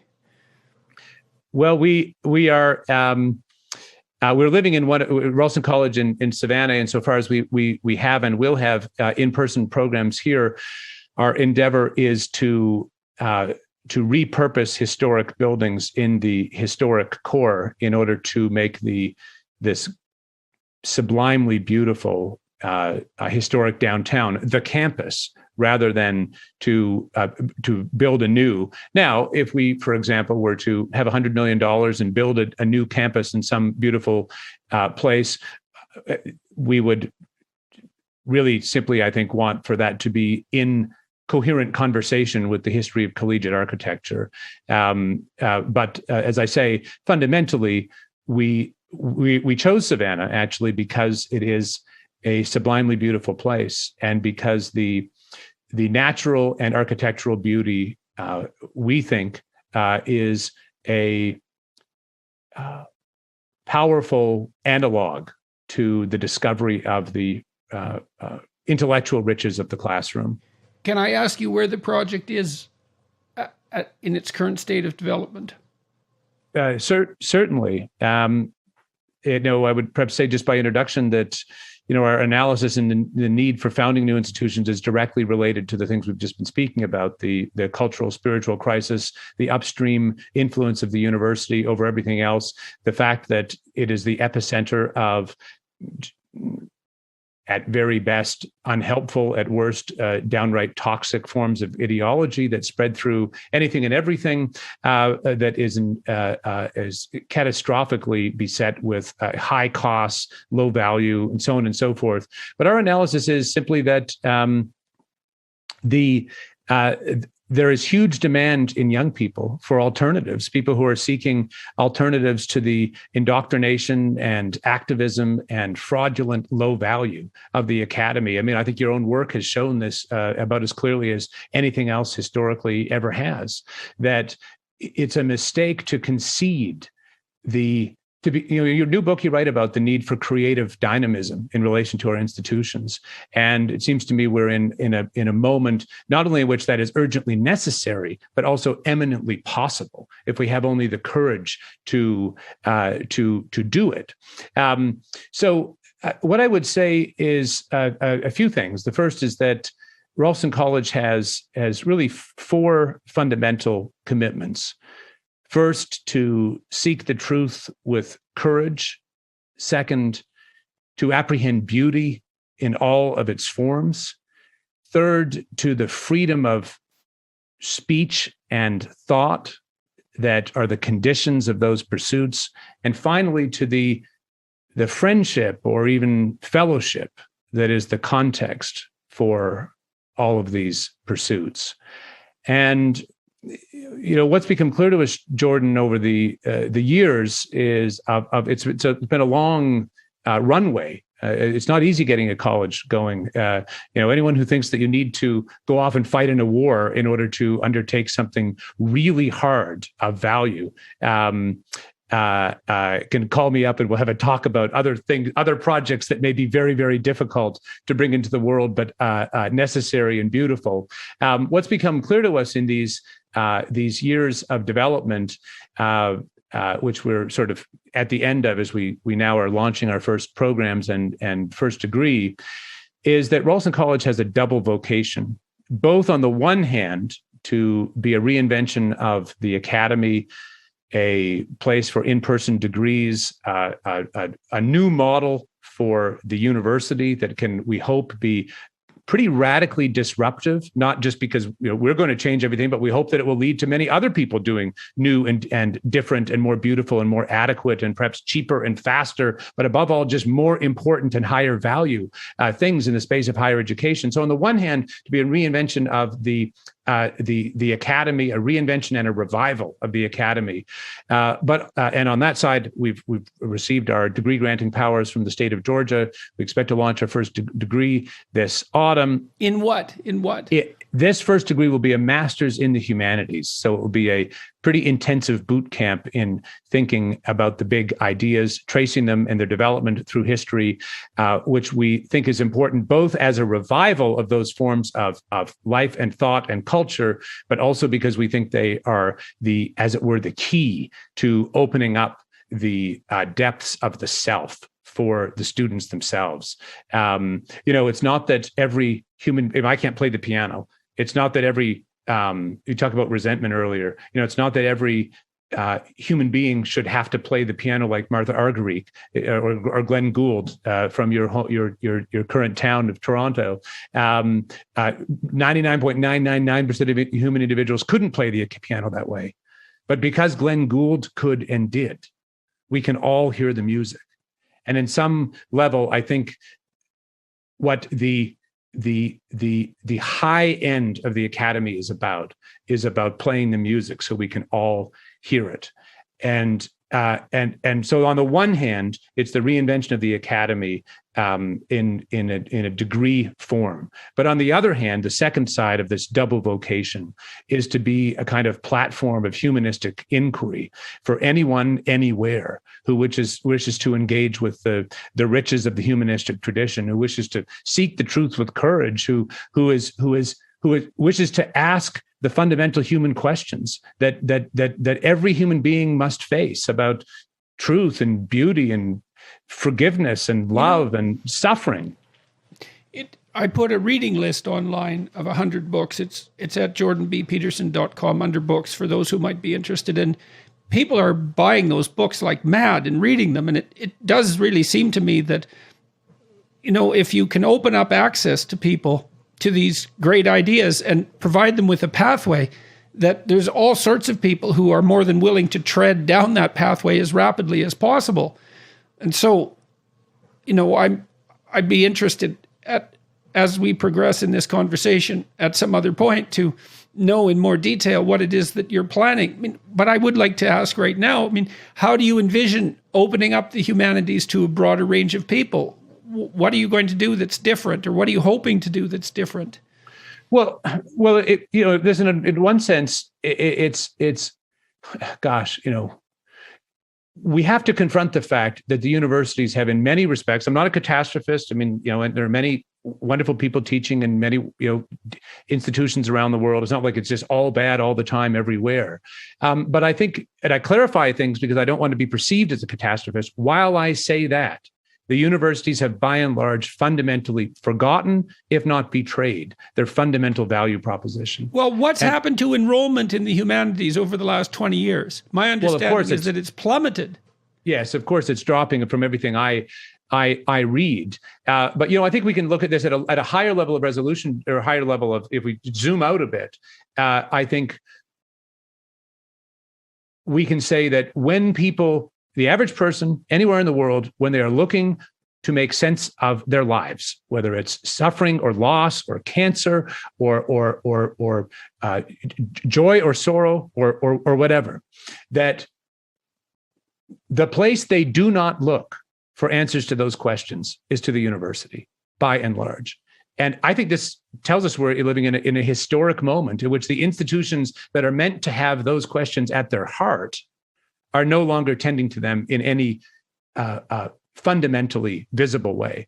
And so do you think that's true of the church as well?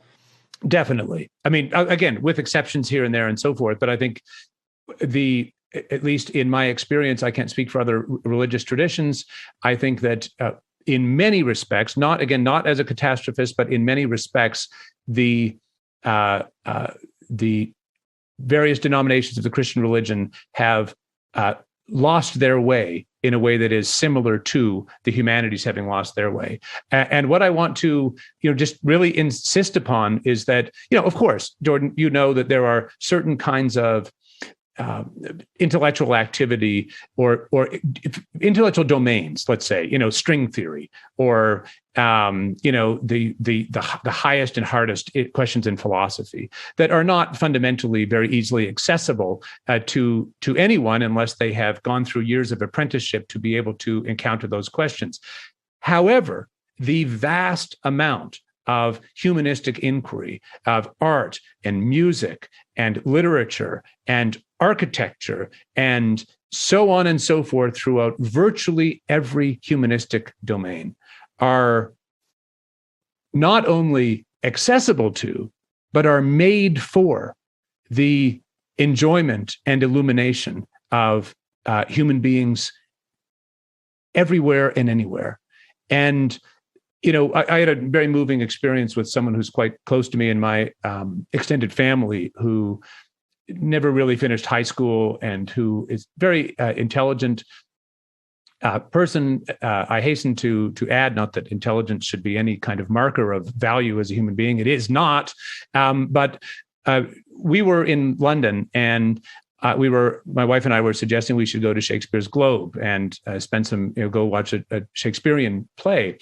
And this person in my extended family who's very, very dear to me, was quite insecure about going. And she really sort of said, no, I won't understand anything. I'll go off and, walk around, and you all go and enjoy, Shakespeare's. Her view was Shakespeare's not for me. But we insisted, and she came along, and it was a play I had never seen before. And here I had my, PhD and whatever. And by the intermission, I am not exaggerating to say she knew far more about what was happening in the play than I did. And what I want to insist, Jordan, is that, the great high watermarks of the humanities, whether it's Bach or Matisse or the Gothic cathedrals or Homer, or just go on and down through the list of all of it, they are made for everyone. And so the question is, how do you open them up? Well, I mean, damn it, we're going to do everything we can to open them up however we can. I mean, you're one of our great examples of how you open things up. I mean, you think about them, you try and share them in a medium that seems right for a certain audience, and you can't do everything to everyone all the time. I mean, there are some things that you can do in the internet, and some things you can't do in the internet. Some things you can do in person in a weekend. Some things take a whole year. But the point is that by and large, the internet gives us the opportunity, and modern travel gives us the opportunity of gathering people either virtually or in person, totally extraterritorially to the university. Why should the university have to be the place that these things are done or encountered? I mean, most of your work, though I know you were formed and shaped in the university, the vast amount of your work that has reached large audiences has not taken place in the university. And so I think or that's where the university has moved. Yes, truly conceived, the university is as a community of those who pursue the truth. Yes, it's like Israel is those who struggle with God, and the university is those who struggle with the truth. Yes, exactly. So, I would say that we think that there is enormous opportunity. We have a partnership now with a global online learning platform called FutureLearn, which grew out of the Open University in the United Kingdom with, I think it's 15 million users in 200 countries. Our first courses will go up on FutureLearn, open access, available to anyone, anywhere with an internet connection. There's no credit. There's no, you're not getting a degree. We're just trying to share these things as widely as we can. The first course will be Tony Daniels, aka Theodore Dalrymple, I know some of whose books are on your reading list, on Johnson's Rasselas, which is going to be a wonderful course. Andrew Doyle is doing a course on Shakespeare's Titus Andronicus, and so on and so forth. We'd love to have you join this initiative at some point if you're able and interested. The point is that we live in actually very exciting times from the standpoint of the sharing of information freely at low cost through the internet. And that's not that, we should be internet ideologues as if everything meaningful in life can be done on the internet. It cannot be.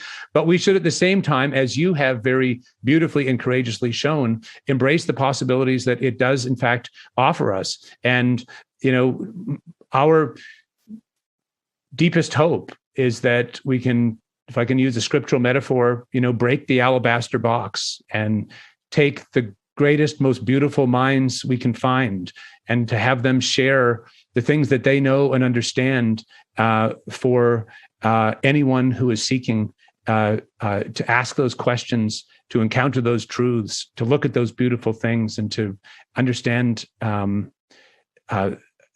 themselves more truly and love others more fully. I mean, it's in a way a very simple endeavor, but we, I think, have to insist that we ought not to be captive to the closed horizon that would tell us, it's too late, it's not possible. The very hunger, the deafening hunger around us is a sign that at a minimum, we can try to give what we can to those who seek it. That's a really good place to stop. Thanks very much for talking with me today, Stephen. And best of luck with your initiative. And thank you very much for the conversation. Thank you, Jordan, for having me.